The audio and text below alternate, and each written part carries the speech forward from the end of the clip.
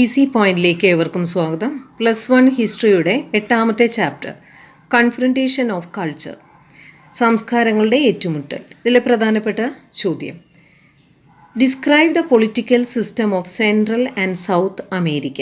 ഏകദേശം ഒരു essay type ചോദ്യമാണ്, 8 മാർക്കിനുള്ള ചോദ്യമാണ്. മധ്യ അമേരിക്കയിലെയും തെക്കേ അമേരിക്കയിലെയും രാഷ്ട്രവ്യവസ്ഥകളെക്കുറിച്ച് വിശദീകരിക്കുകയാണ്. അതിൽ ഇൻട്രൊഡക്ഷൻ ആയിട്ട് കൊടുക്കുക. In central and south America there were some famous civilization. അതായത് മധ്യ അമേരിക്കയിലും തെക്കേ അമേരിക്കയിലും വളരെ പ്രസിദ്ധമായ നാഗരികതകൾ ഉണ്ടായിരുന്നു. The most noteworthy of them were Aztec and Mayan culture of central America. അപ്പോൾ സെൻട്രൽ അമേരിക്കയിലെ വളരെ ശ്രദ്ധേയമായ സംസ്കാരമായിരുന്നു അസ്ടെക്കും മായൻ സംസ്കാരവും. എന്നാൽ സൗത്ത് അമേരിക്കയിലെ വളരെ പ്രധാനപ്പെട്ട ഒരു നോട്ടബിളായ സംസ്കാരമായിരുന്നു ഇൻക സംസ്കാരം. They were highly organized nation. വളരെയധികം സംഘടിതമായ രാഷ്ട്രങ്ങളായിരുന്നു അവർ. ഈ 3 സിവിലൈസേഷനും. These urban civilization were made possible because of the surplus production of corn. ഇവർക്ക് ധാരാളം ധാന്യം, ചോളം ഒക്കെ ഉണ്ടായിരുന്നു. അതുകൊണ്ട് തന്നെ അതിൻ്റെ മിച്ച ഉൽപ്പാദനം കാരണമാണ് ഒരു നഗര സംസ്കാരങ്ങൾ ഉണ്ടാകാൻ കാരണം. The huge architectural marvels build by the Aztec, Mayan and Inca culture still makers stare at them in awe and wonder. അതായത് അക്കാലത്ത് നിർമ്മിച്ചു വച്ചിരിക്കുന്ന അസ്ടെക്, മായൻ, ഇൻക എന്ന സംസ്കാരത്തിൻ്റെ പല വാസ്തുവിദ്യ കെട്ടിടങ്ങളുമൊക്കെ ഇന്നും നാം വിസ്മയത്തോടെയാണ് നോക്കിക്കാണുന്നത്. ഇനി സെപ്പറേറ്റ് ആയിട്ട് നമ്മൾ അസ്ടെക്കുകളെ കുറിച്ച്, അവരുടെ ലൈഫിനെ കുറിച്ച് ഒക്കെ പറയാം. അസ്ടെക് കൾച്ചർ എന്ന് പറഞ്ഞാൽ മെക്സിക്കോയിലാണ് ഈ സംസ്കാരം നിലനിന്നിരുന്നത്. ഏകദേശം 12ാം നൂറ്റാണ്ടിലാണ് ഈ അസ്ടെക് വടക്ക് നിന്ന് മെക്സിക്കോ താഴ്വരയിലേക്ക് എത്തിയത്. In the 12th century the Aztecs from the north migrated to the main valley of Mexico. അപ്പോൾ മിഡീവൽ പീരീഡ് 12ാം നൂറ്റാണ്ട്. By defeating the various tribes there they built a large empire. അപ്പോൾ അവിടെയുള്ള ഗോത്രവർഗങ്ങളുമായി ഏറ്റുമുട്ടി അവരെ പരാജയപ്പെടുത്തിയിട്ടാണ് ഇവർ വലിയൊരു സാമ്രാജ്യം, അസ്ടെക് സാമ്രാജ്യം അവിടെ കെട്ടിപ്പടുത്തത്. From the defeated people they also collected tributes. അപ്പോൾ അതായത് പരാജിതരായ ആളുകളോട് കപ്പം വാങ്ങിച്ചിരുന്നു.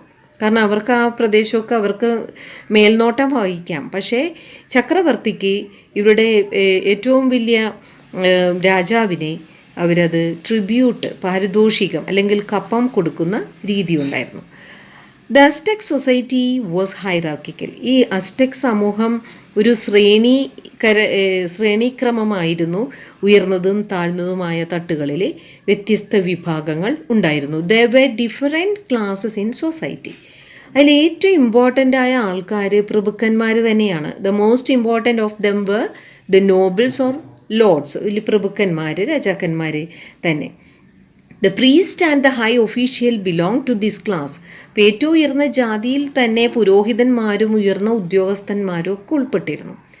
Hereditary nobles were a small minority. ഈ നോബിൾസ് എന്ന് പറയുന്ന പ്രഭുക്കന്മാരെ അവർ പരമ്പരാഗത പ്രഭുക്കന്മാരാണ്. പിതാവിൽ നിന്ന് മക്കൾക്ക് ആ സ്ഥാനം കൈമാറ്റം ചെയ്യുകയാണ്. അതുകൊണ്ടാണ് ഹെറിഡിറ്ററി നോബിൾസ് എന്ന് പറയുന്നത്. അവർ വളരെ ഒരു സ്മോൾ മൈനോറിറ്റി, ന്യൂനപക്ഷ വിഭാഗമാണ്. എങ്കിലും അവരൊരുപാട് സ്ഥാനമാനങ്ങളൊക്കെ കൈവശം വെച്ചിരുന്നു. They occupy the highest post in the government, army and priesthood. അപ്പോൾ ഗവൺമെൻറ്റിലെ സർക്കാർ ജോലി, സൈനിക സ്ഥാനങ്ങൾ, അതുപോലെ പൗരോഹിത്യം, ഇതൊക്കെ ഈ പ്രഭുക്കന്മാരാണ് വഹിച്ചിരുന്നത്. The nobles choose an able man from among themselves as their leader. ഈ പ്രഭുക്കന്മാരിൽ നിന്നാണ് വളരെ കഴിവുള്ള ഒരാളെയാണ് ഇവരിൽ നേതാവായിട്ട് തിരഞ്ഞെടുക്കുന്നത്. ആ വ്യക്തി മരിക്കുന്നത് വരെ ആ രാജാവായിരിക്കും ഇവരുടെ നേതാവ്. The king was suppose to be representatives of the sun on earth. അതായത് രാജാവിനെ പറയുന്നത് ഭൂമിയിലെ സൂര്യൻ്റെ പ്രതിനിധി, സൂര്യൻ അയച്ചിരിക്കുന്ന വ്യക്തി, ഈ ഭൂമിയിലെ കാര്യങ്ങൾ കൺട്രോൾ ചെയ്യാനുള്ള ആളാണ് രാജാവ് എന്നാണ് അവർ കരുതുന്നത്. Warriors and priest were the most respected people in society. ഇതേപോലെ തന്നെ രാജാവിനെ പോലെ തന്നെ പ്രഭുക്കന്മാരെയും റെസ്പെക്റ്റ് ചെയ്തിരുന്നു. അതുപോലെ തന്നെ യോദ്ധാക്കളെയും പുരോഹിതന്മാരെയും വളരെയധികം ആദരിച്ചിരുന്നു. Merchants were given a lots of concession. അതുപോലെ വ്യാപാരികളും വളരെ ഉയർന്ന സ്ഥാനം തന്നെ, അവർക്ക് ഒരുപാട് ഇളവുകൾ നൽകിയിരുന്നു, കൺസെഷൻസ് നൽകിയിരുന്നു. Skilled and competent workers, doctors and intelligent teachers were also respected. അപ്പോൾ ഇവിടെയുള്ള റെസ്പെക്റ്റ് ചെയ്യുന്ന ഒരു വിഭാഗമായിട്ട് കണക്കാക്കിയിരിക്കുന്നത് വളരെ പ്രാഗൽഭ്യമുള്ള ആളുകളെ, അതുപോലെ തന്നെ നല്ല കഴിവുള്ള വൈദഗ്ധ്യമുള്ള തൊഴിലാളികളെ, അതുപോലെ ഡോക്ടേഴ്സ്, ടീച്ചേഴ്സ്, ഇവരെല്ലാം ആദരിക്കപ്പെട്ടു. Since the land was limited, the Aztecs try to make it as fertile as they could. അപ്പോൾ ഈ അസെക്ട് എന്ന് പറയുന്ന ഈ പ്രദേശം വളരെ പരിമിതമായതുകൊണ്ട് തന്നെ ആ പ്രദേശം വളരെയധികം ഫലഭൂയിഷ്ടമാക്കാൻ ഇവർ ശ്രമിക്കുകയും കൃഷി ചെയ്യുകയും ഒക്കെ ചെയ്തിരുന്നു. They also build artificial islands. അപ്പോൾ ഇവർക്ക് ഭൂമി കുറവായതുകൊണ്ട് ഇവർ തടാകത്തിൻ്റെ മേലെ ദ്വീപുകളൊക്കെ, കൃത്രിമ ദ്വീപുകളൊക്കെ ഉണ്ടാക്കി. അതായത് മുള കൊണ്ട് പായകൾ നെയ്ത് അതിൻ്റെ മുകളിൽ അവർ ചെടിയൊക്കെ നട്ട് ഒരു കൃത്രിമ ദ്വീപുകൾ, അതിനെ ചൈനംബാസ് എന്നാണ് വിളിക്കുന്നത്. By weaving mats from bamboos and covering them with earth for cultivating land. അപ്പോൾ അതിൽ മണ്ണൊക്കെ കുറച്ച് ഇട്ടിട്ടൊക്കെയാണ് അവരിങ്ങനെ കൃഷി ചെയ്തിരുന്നത്. അതിനെയാണ് ചൈനംബാസ് എന്ന് വിളിക്കുന്നത്. അപ്പോൾ എന്താണ് ചൈനംബാസ് എന്നുള്ളൊരു 2 മാർക്കിൻ്റെ ചോദ്യം ഇതിൽ നിന്ന് വരാം. In between these fertile lands they build canals. അപ്പോൾ ഇങ്ങനെയുള്ള ലാൻഡ്സ്, കൃത്രിമ ദ്വീപുകൾ ഇവരുണ്ടാക്കിയിട്ട് അതിന് നടുവിലൂടെ കനാലുകളും ഒക്കെ നിർമ്മിച്ചിരുന്നു. ഇനി ഭൂമിയാണെങ്കിൽ, സാധാരണ ഭൂമിയാണെങ്കിലാണ് ഈ കനാലുകൾ നിർമ്മിച്ചിരുന്നത്. അല്ലെങ്കിൽ കൃത്രിമ ഐലൻഡ് വെക്കുമ്പോൾ അതിൻ്റെ ഇടയിൽ കനാലിൻ്റെ ആവശ്യം വരുന്നില്ല. In 1325 the Aztecs builds their capital city. അപ്പോൾ 1325 അസെക്സ് അവരുടെ തലസ്ഥാനം പണിതു. തലസ്ഥാന നഗരമായ ടെനോച്ചിറ്റ്ലാൻ, ഈ പേര് ശ്രദ്ധിക്കുക, ടെനോച്ചിറ്റ്ലാൻ ആണ് അവരുടെ സിറ്റി. അപ്പോൾ ഇത് തടാകത്തിൻ്റെ നടുവിലാണ് അവർ ഈ ക്യാപിറ്റൽ സിറ്റി പണിതത് എന്നോർക്കുക. There were palaces and pyramids there. അതുപോലെ തന്നെ കൊട്ടാരങ്ങളും പിരമിഡുകളും ഒക്കെ അവർ പണിതു. Since the Aztecs were often engaged in battle, their temples were dedicated to war gods and sun god. ഇവരെ ഏറ്റവും കൂടുതൽ പലപ്പോഴും ഇവരിങ്ങനെ യുദ്ധത്തിലൊക്കെ ഏർപ്പെടുന്നതായതുകൊണ്ട് ഇവരുടെ ദേവന്മാരെന്ന് പറഞ്ഞാൽ യുദ്ധദേവന്മാരും സൂര്യദൈവങ്ങളും ഒക്കെ ആയിരുന്നു. അതിനൊക്കെ എപ്പോഴും ഇവരെ അതുമായിട്ട് ബന്ധപ്പെട്ട് ഇവരുടെ ജീവനും എല്ലാം ഈ ദേവന്മാർക്ക് സമർപ്പിക്കപ്പെട്ടിരുന്നു.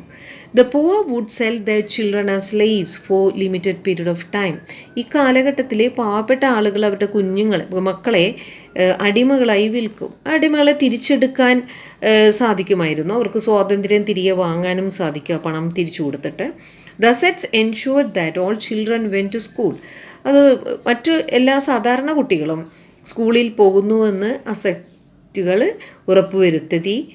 അതുപോലെ തന്നെ മതപരമായ പരിശീലനവും ഇവർക്ക് കൊടുത്തു. സൈനിക പരിശീലനവും മതപരമായ പരിശീലനവും കൊടുത്തു. അതിനെയാണ് കാൽ മെക്കാക്ക് എന്ന് പറയുന്നത്. അപ്പോൾ കാൽ മെക്കാക്ക് എന്ന് പറയുന്നത് ഒരു ഇൻസ്റ്റിറ്റ്യൂഷനാണ്, ഒരു സ്ഥാപനമാണ്. എന്തിനുള്ളതാണ്? For the military and religious training of children. കുട്ടികൾക്ക്, അത് പ്രത്യേകിച്ച് ഏത് കുട്ടികൾക്കാണ്? പാവപ്പെട്ട കുട്ടികൾക്കല്ല, പ്രഭുക്കന്മാരുടെ കുട്ടികൾക്ക്, പ്രഭു കുടുംബത്തിൽപ്പെട്ട കുട്ടികൾക്ക് സൈനിക മതപരമായ പരിശീലനം നടത്തുന്ന സ്ഥാപനമായിരുന്നു കാൽ മെക്കാക്ക്. അപ്പോൾ ഈ പേരും ശ്രദ്ധിക്കുക. Rest of the children went to the telpochcalli. അപ്പം മറ്റു സ്കൂളുകൾ, മറ്റു കുട്ടികൾക്ക് പോകാനുള്ളത് ടെലിപ്പോച്ചലി എന്ന് പറയുന്നതാണ്. അവിടെയാണ് ചരിത്രം പഠിപ്പിക്കുന്നത്. അതുപോലെ തന്നെ മിത്ത്, സാങ്കല്പികത, അതുപോലെ മതം, സെറിമോണിയൽ സോങ്സ്, ആചാരപരമായ പാട്ടുകൾ, ഇതൊക്കെ പഠിപ്പിക്കുന്നത് എവിടെയാണ്? ടെലിപ്പോച്ചലിയിൽ. ബോയ്സിനാണ് ഈ ആർമിയിൽ, കച്ചവടത്തിൽ ഒക്കെ ട്രെയിനിങ് കിട്ടുന്നത്. Boys receive training in army and trade. എന്നാൽ പെൺകുട്ടികൾക്ക് അതിലൊന്നും അല്ല. അവർക്ക് ഗാർഹികമായ കാര്യങ്ങളിലാണ്, കുടുംബപരമായ കാര്യങ്ങളിലാണ് പരിശീലനം കിട്ടുന്നത്, domestic affairs. By the early 16th century the Aztecs empire began to decline. 16-ാം നൂറ്റാണ്ടായപ്പോഴേക്കും അസറ്റക് എംപയർ പതുക്കെ ക്ഷയിക്കാൻ തുടങ്ങി. ഇനി മായൻ സിവിലൈസേഷനെ കുറിച്ച് പറയാം. മായൻ സിവിലൈസേഷൻ എന്ന് പറഞ്ഞാൽ മെക്സിക്കോയിൽ തന്നെയാണ് 11-14 നൂറ്റാണ്ടുകളിലായിരുന്നു ഉണ്ടായിരുന്നത്. അതുപോലെ തന്നെ 16th century Mayans politically less power than Aztecs. അപ്പോൾ മായൻസിൻ്റെ പവർ അവിടെ കുറഞ്ഞു, അസെറ്റ്സിനെക്കാളും കുറഞ്ഞു. The entire point of Mayan culture was corn cultivation. അത് central point of Mayan culture. Mayan സംസ്കാരത്തിൻ്റെ കേന്ദ്ര ബിന്ദു എന്ന് പറയുന്നത് ചോളം കൃഷിയാണ്. അപ്പോൾ ചോളം പ്ലാന്റ് ചെയ്യുമ്പോഴും വളരുമ്പോഴും ഹാർവസ്റ്റ് ചെയ്യുമ്പോഴും ഒക്കെ അവർക്ക് റിലീജിയസ് റിച്വൽസ് ഉണ്ടായിരുന്നു. അപ്പോൾ അതിൻ്റെ ചടങ്ങുകൾ ഇവർ നിർത്തുന്നു. പിന്നെ അതുപോലെ തന്നെ ചോളം മാത്രമല്ല, ഇവർ ഗ്രാമീണ ജനതകൾ കോണിൻ്റെ കൂടെ, ചോളത്തിൻ്റെ കൂടെ ബീൻസ്, പംകിൻ, മത്തങ്ങ, അതുപോലെ പൊട്ടേറ്റോസ്, ഉരുളക്കിഴങ്ങ് ഇതൊക്കെ ഉൽപ്പാദിച്ചിരുന്നു. അതുപോലെ peasants were attach to the lands of lords. പ്രഭുക്കന്മാരുമായിട്ട് കണക്ട് ചെയ്തിരുന്നു കർഷകർ.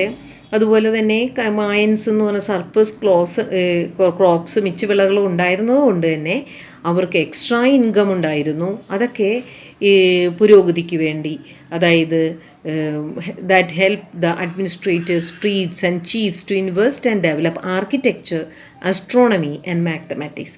അപ്പോൾ ഇതിനൊക്കെ വാസ്തുവിദ്യ, ജ്യോതിശാസ്ത്രം, ഗണിതം എന്നിവയൊക്കെ വികസിപ്പിക്കാൻ വേണ്ടി മിച്ച പണം ഒക്കെ പുരോഹിതന്മാരെയും മേധാവികളെയൊക്കെ സഹായിക്കുകയുണ്ടായി. The Mayans have given great contributions in writing, architecture, mathematics and astronomy. അതുകൊണ്ട് തന്നെ മായൻ സിവിലൈസേഷൻ്റെ ഏറ്റവും പ്രത്യേകത എന്ന് പറഞ്ഞാൽ എഴുത്തിലും വാസ്തുവിദ്യയിലും ഗണിതത്തിലും ജ്യോതിശാസ്ത്രത്തിലും അവർ വളരെയധികം സംഭാവന നൽകി എന്നുള്ളതാണ്. They had formed A picture script. അവരുടെ സ്ക്രിപ്റ്റ് എന്ന് പറഞ്ഞാൽ ഒരു ചിത്രലിപിയായിരുന്നു. അതുകൊണ്ട് തന്നെ നമുക്ക് ഇന്നത്തെ പണ്ഡിതന്മാർക്ക് അതൊന്നും വായിക്കാനും മനസ്സിലാക്കാനും ഒന്നും ഫുള്ള് സാധിച്ചിട്ടില്ല. ഭാഗികമായി മാത്രമേ അത് വായിക്കാൻ സാധിച്ചിട്ടുള്ളൂ. ഇനി പെറു എന്ന് പറയുന്ന സ്ഥലത്ത് ഇൻകാസ് സിവിലൈസേഷൻ, അത് സൗത്ത് അമേരിക്കയിലാണ്. Among the local civilization of south America the biggest and best is Inca civilization of Peru. അപ്പോൾ തെക്കേ അമേരിക്കയിലെ പെറു എന്ന് പറയുന്ന സ്ഥലത്തെ ഇൻകാ സംസ്കാരമാണ് മറ്റൊരു മികച്ച സംസ്കാരം. അപ്പോൾ ഇവിടെയുള്ള കുറച്ച് പേരുകൾ നിങ്ങളൊന്ന് ശ്രദ്ധിക്കുക. അപ്പോൾ ഇവിടെ കിച്ചുവ എന്നുള്ളൊരു പേരുണ്ട്, കാരണം ഇവിടെയുള്ള ആളുകളെ പറയുന്നവരാണ് Quechua. The Incas belong to a class call Quechua. അതുപോലെ അവരുടെ ഭാഷയുടെ പേരും കിച്ചുവ എന്ന് തന്നെയാണ്. Their language is also Quechua. അതുപോലെ ഇൻക എന്ന് പറഞ്ഞാൽ അതിൻ്റെ വാക്കിൻ്റെ അർത്ഥം തന്നെ ചക്രവർത്തി, ഭരണാധികാരി, അല്ലെങ്കിൽ വലിയൊരു കുടുംബത്തിലെ പ്രഭു കുടുംബത്തിലെ അംഗം. ഇതാണ് ഇൻക എന്ന പദത്തിൻ്റെ അർത്ഥം. A ruler or member of royal family in Incan empire. ഇനി ക്യാപിറ്റൽ ഓഫ് ഇൻക എന്ന് പറയുമ്പോൾ കുസ്കോയാണ്. ഈ പേരുകളൊക്കെ വല്ലാത്തൊരു പേരുകളാണ്. നിങ്ങളതൊന്ന് മനസ്സിലാക്കി അതൊന്ന് ബൈഹാർട്ട് തന്നെ പഠിച്ചു വെക്കുക. Capital of Inca was city named Cusco. ഇനി അതുപോലെ തന്നെ അവിടെയുള്ള ചക്രവർത്തി ഒരു വലിയൊരു സിറ്റി, അതായത് first emperor in 12th century, the first emperor Manco Capac founded that city. അപ്പോൾ ഈ കുസ്കോ എന്ന് പറയുന്ന സിറ്റി ഉണ്ടാക്കിയത് അവിടുത്തെ ചക്രവർത്തിയായ മാൻഗോ കാപ്പാക്കാണ്. ഇനി അതുപോലെ തന്നെ expansion of the Inca empire began during the period of 9th Inca. ഏറ്റവും കൂടുതൽ ഈ സാമ്രാജ്യം വികാസം പ്രാപിച്ചത് 9ാമത്തെ ഇൻക എംപററിൻ്റെ കാലഘട്ടത്തിലാണ്. The empire spread from Ecuador to Chile some 3000 miles. അതായത് സാമ്രാജ്യത്തിൻ്റെ വിസ്തൃതി എന്ന് പറയുമ്പോൾ ഏകദേശം 3000 മൈൽ വരെ ഉണ്ടായിരുന്നു, ഇക്വഡോർ തുടങ്ങി ചിലി വരെ. അപ്പോൾ ഇൻക എംപയർ എന്ന് പറഞ്ഞാൽ അത് കേന്ദ്രീകൃത ഭരണമായിരുന്നു. ഇൻക സാമ്രാജ്യ ഭരണം. The source of authority was the emperor. ഏറ്റവും തലപ്പത്ത് നിന്നിരുന്നത് ചക്രവർത്തി തന്നെയായിരുന്നു. അതുപോലെ തന്നെ newly defeated tribes were successfully integrated with empire. അപ്പോൾ ഇവർ ഓരോ ട്രൈബ്സിനെയും നേറ്റീവ്സായ ട്രൈബ്സിനെ പരാജയപ്പെടുത്തിയിട്ടാണ് ഈ പ്രദേശത്ത് മുന്നേറ്റങ്ങൾ നടത്തിയത്. അപ്പോൾ ഈ പരാജയപ്പെട്ട ഗോത്രങ്ങളെ ഈ സാമ്രാജ്യവുമായി യോജിപ്പിക്കാനായിട്ട് ഇവർ വിജയിക്കുകയാണ് ഉണ്ടായത്. ഇനി each subject was to speak the language. അത് റോയൽ കോർട്ട് ഈ കിച്ചുവ ഭാഷ തന്നെ സംസാരിക്കണമെന്ന് നിർബന്ധിക്കുമായിരുന്നു ഓരോ പൗരനോടും. അതുപോലെ ട്രൈബൽ അഡ്മിനിസ്ട്രേഷൻ അത് അവർക്ക് തന്നെയാണ് വിട്ടുകൊടുത്തിരുന്നത്. അത് കൗൺസിൽ ഓഫ് എൽഡേഴ്സാണ്, അവരുടെ കാരണവർ തന്നെയാണ്, മുതിർന്നവർ തന്നെയാണ്. അതിൻ്റെ ഒരു സമിതിയാണ് ട്രൈബൽ അഡ്മിനിസ്ട്രേഷൻ, ഗോത്ര ഭരണം നടത്തിയത്.